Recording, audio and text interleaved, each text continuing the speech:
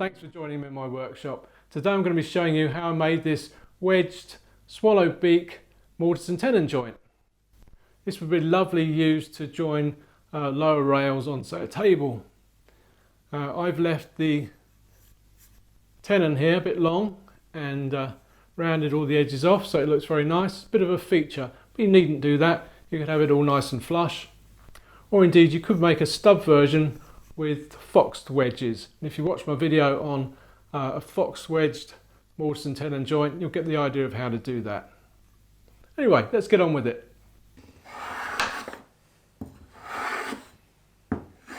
We start by squaring our components up.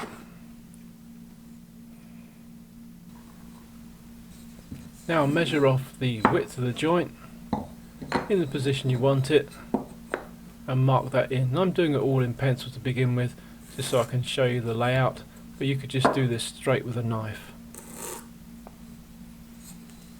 Then mark off the exposure of tenon that you want from the end. You want mine to stick out about 1/4 of an inch, so I'll just set that up and mark the other end of the joint.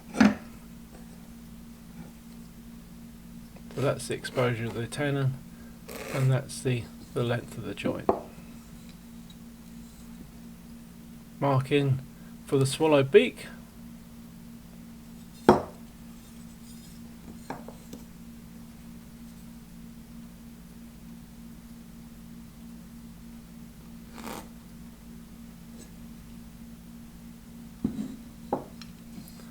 And then we want the associated socket for that.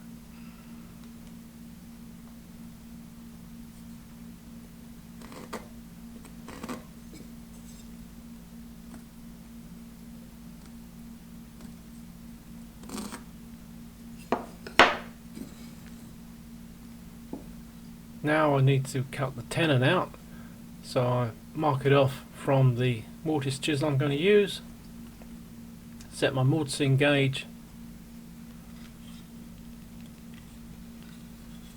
and then lay in the lines for the tenon on the one piece and for the mortise on the other.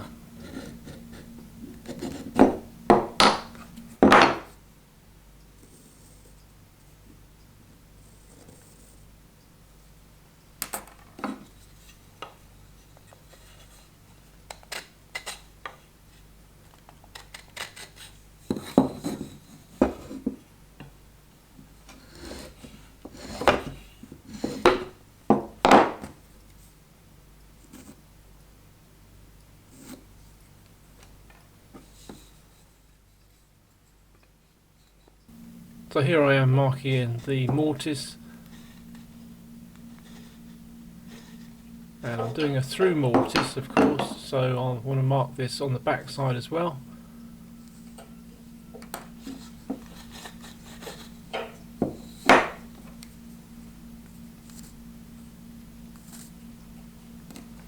And mark in all the waste. I'll show you the full marking out of both components in a moment. And you can pause the video there if you want to make a note of that, take a screenshot.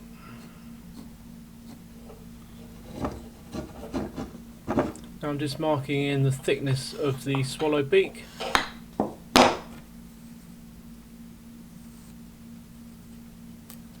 And that's the waist between the swallow beak and the tenon.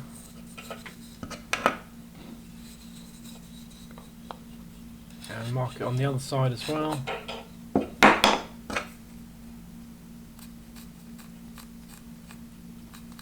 Marking the waist on whatever joint you do is essential to avoid silly mistakes.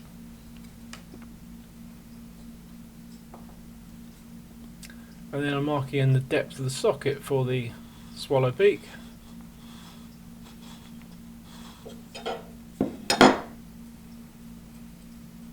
And obviously that needs to be removed.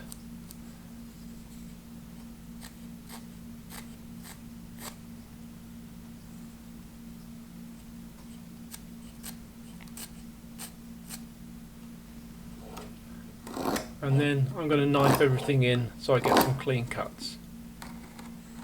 So get your pause button ready if you want to pause for the layouts of both components, and I'll be showing you that just in 1 second.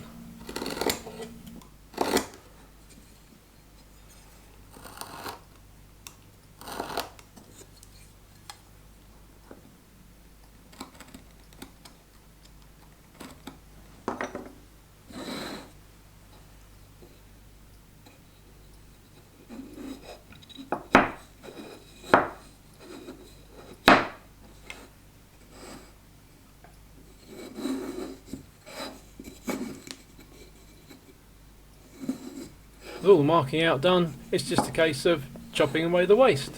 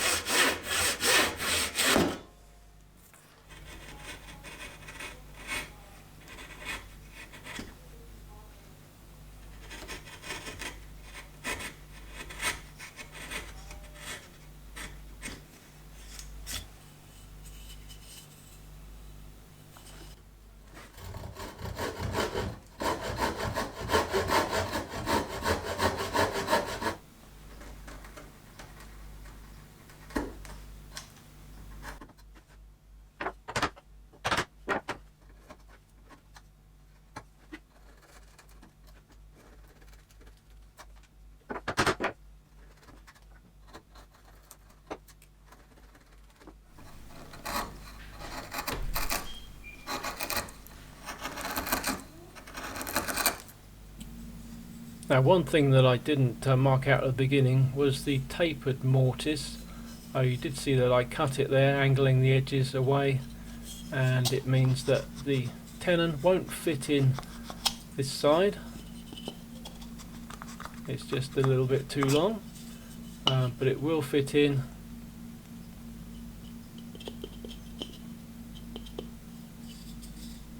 on this side here.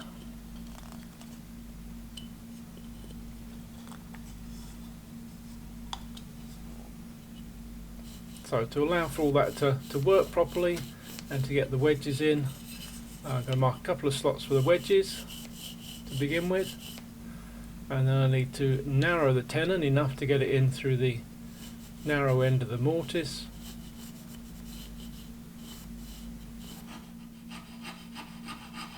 And just cut the tenon, or trim the tenon a little bit on the edges so it will go into the narrow end of the mortise.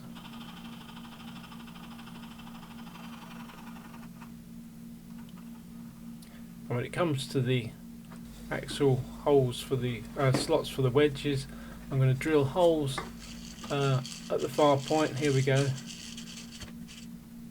Just relief holes for when we drive the wedges in to make sure nothing splits.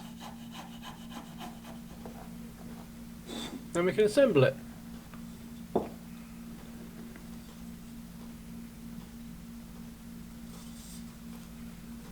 Because my tenon extends out the far side, I eventually put this up on a couple of blocks to finish hammering it home.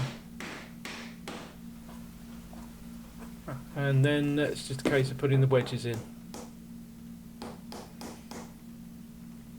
If you're doing an exposed tenon, as I am here, then I round everything off when I've finished. Otherwise, if you're doing a flush one, you can plane the end of the joint nice and flush. And as I said at the beginning, if you want to do a hidden one, stub tenon, check out my video on the Fox wedged mortise and tenon joint.